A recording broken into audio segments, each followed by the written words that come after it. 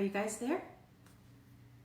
It's like 8:32. If I would ever show up at my own lives on time, you guys would know how to act, right? You know I'm gonna be late because I'm just late. Or you might be out looking at the moon because it's a pink moon tonight. It is amazing. So don't go look at it now. Stay here because I'm gonna show you guys how to make that cross thing. But the moon is amazing, so promise me you'll go check it out, the pink moon tonight, wherever you're at. So I made this big move right in the middle of this coronavirus thing. And so now I'm in a new house with a yard and I'm still stumbling around trying to find everything. We still can't find stuff. We don't know where we put it. So anyhow, I'm also stumbling around outside in the gardens and they're starting to come to life because it's springtime. So I'm really enjoying my time outside and I have a lot of boxwood in my yard. So if you saw the cross I showed earlier, this is boxwood and there's gobs of it in my yard. So I have been pruning and trimming this boxwood. It lasts a really, really long time and I love it. So, but I showed you this cross earlier and here it is now. So this is the big cross that I made out of boxwood and it's kind of huge, but I kind of love it anyway. So this is just that I trimmed out of the yard today and it's about maybe 3 feet tall and then 2 feet wide. So the back of this is just dead limbs. That's it. I just got these limbs out of the yard. And so I found a longer one and a shorter one so that I could make a cross so you guys can kind of see how everything's wrapped together there. And I'm going to show you how I did. I'm going to do a little baby cross for you. But this is my big one that I made. Boxwood lasts a long time. It doesn't really want to wilt, so it holds up really well. Now this is just a little stick that I went and cut off of my little tree outside that I think is dead. I don't know what kind of tree it is, but I made real nice little clean cuts, not that you're ever gonna see them. So here's that. And then all you need is some rope. So I am just gonna tie this at an angle like so, and just wrap it here and then wrap it around this way. And I left a little tail on the back so that I can tie it up later. And then I'm gonna see the tail right there. So I left a little tail. So then I'm just gonna wrap it around once there. And I'm just using rope. You can use wire, use what you have, you guys. Don't feel like if you have to use a certain thing. Rope is probably better because it's biodegradable and sustainable. I've always used wire, and then today I noticed my wire supply was getting a little low and I thought, why am I using wire? Why not use rope?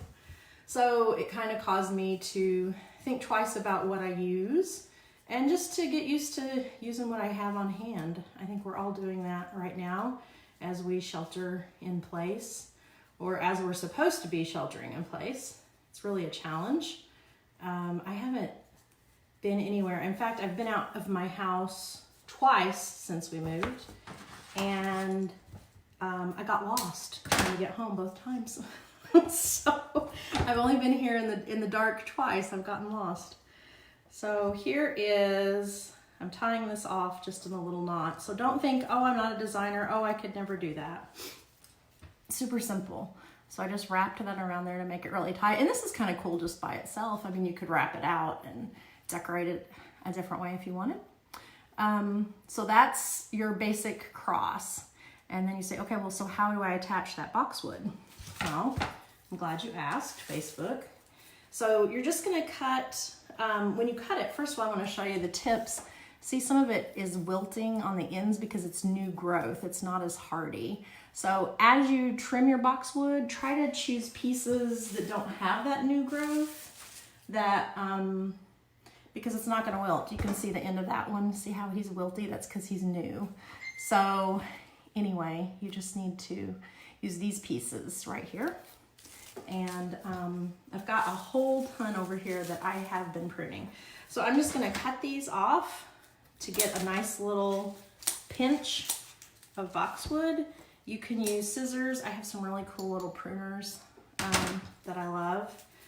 So I've got those all together, and you're just gonna take that up to your cross like so. And then I would just cut your rope in little pieces, or whatever you're using. If you're using wire, that's fine too. Now you can wrap it around, but sometimes that's really tedious. So I just wrap it like that and then just tie it in the back. And if you just do it a bundle at a time, sometimes it's easier for people to work with. That's not how I did mine, but if you just tie on little tiny bundles like that, and then just get another little tiny bundle, just grab some more boxwood and trim it down. Now, if you're looking for really sophisticated design, just keep scrolling because this is not it. This is super doable, really easy for people that are sheltering in place.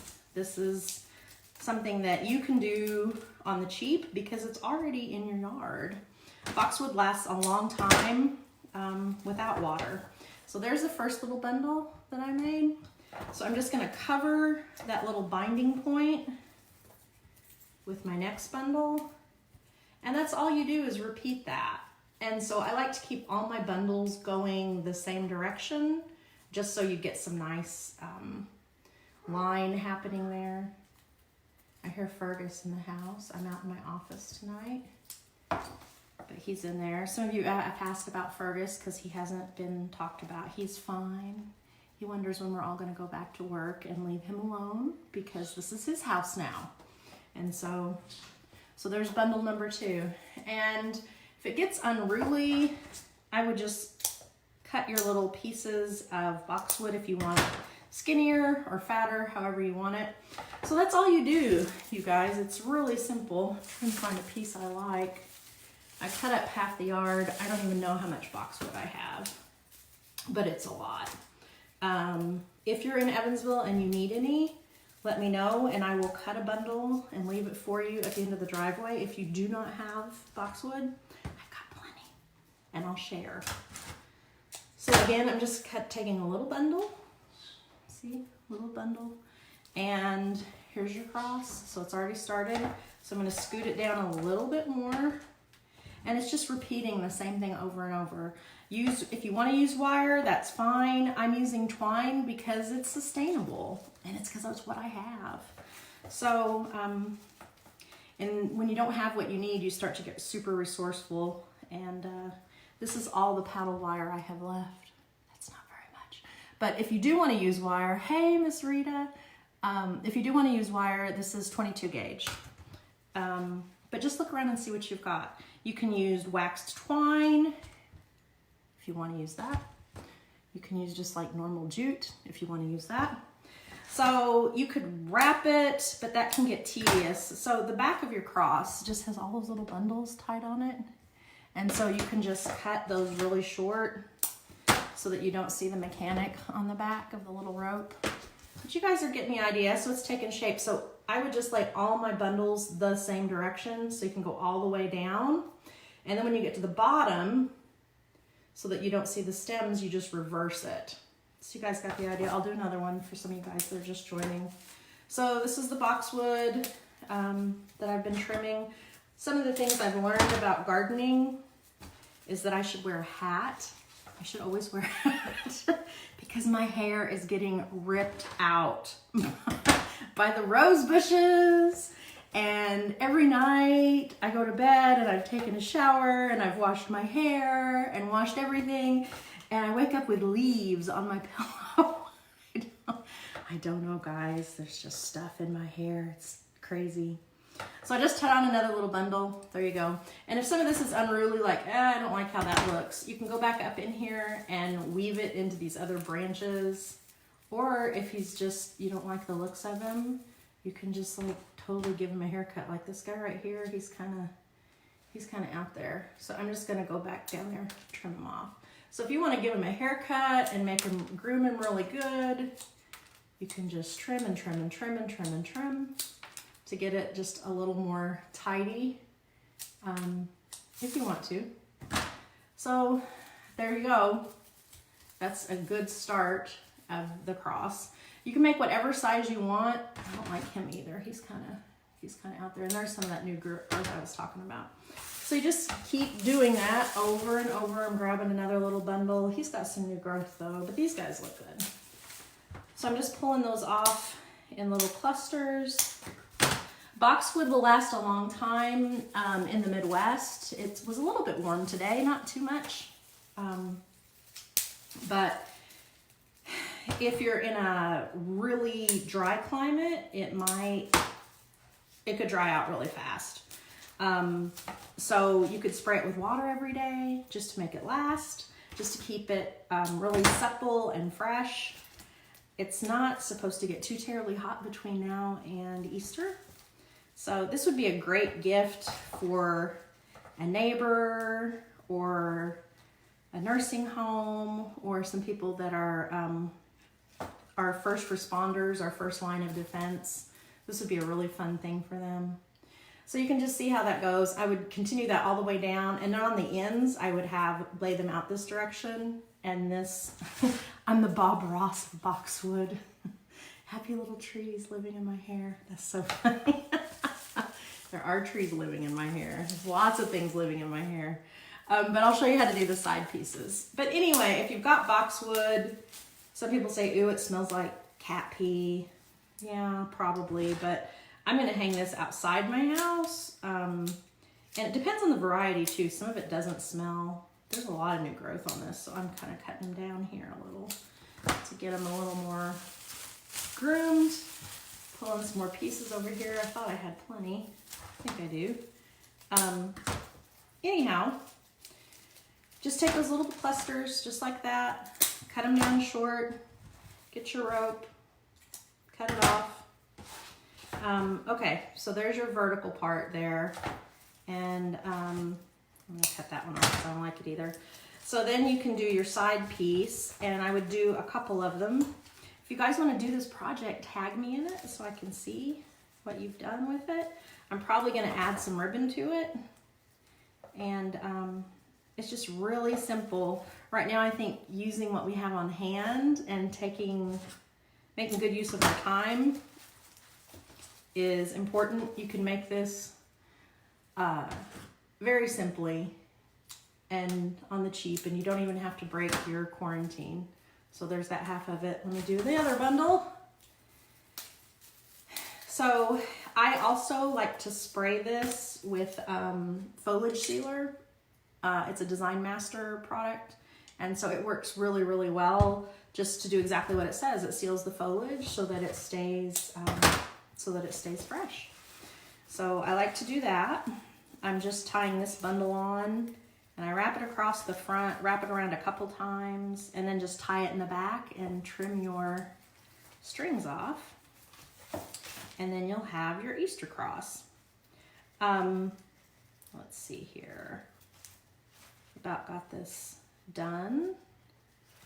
But this would be a great door decoration. I was gonna add ribbon, but then I thought you guys will be like, oh, I don't have any ribbon. And then you'll get all sad. And I don't want you to be sad. I want you to be happy to use what you've got. So we're getting there on this guy. This side is a little long, so I'm gonna trim him down. And you can shape it out a little bit. I'm gonna put one more bundle right there. Oh, this one looks good. So this will be fun to hang on the door. Probably the only person that'll see it is my mailman. Be real sweet to anybody that delivers food to your house or delivers mail to your house or does anything like that right now, because they have to get out. And so be real sweet to the people that have to get out. I get to work from home. So I'm really fortunate that I have this little space in this little studio to hang out in and make creative projects. Making things creates endorphins, and I think we all could use some endorphins right now. Endorphins are mood elevators, and I think the world is in need of that. So endorphins come from making stuff. There's lots of different ways to have endorphins, but making things is a great way to do it. Since we can't shop, we may as well create, right? So here comes a little cross, put another little bundle right there. This is like, I just keep building and building. It's, but I've got plenty of boxwood. I could go get more, except it's dark out there. If you have hand pruners, if you're dealing with bigger stuff, hand pruners are great. But if not, just these little bundles and a little bit of rope.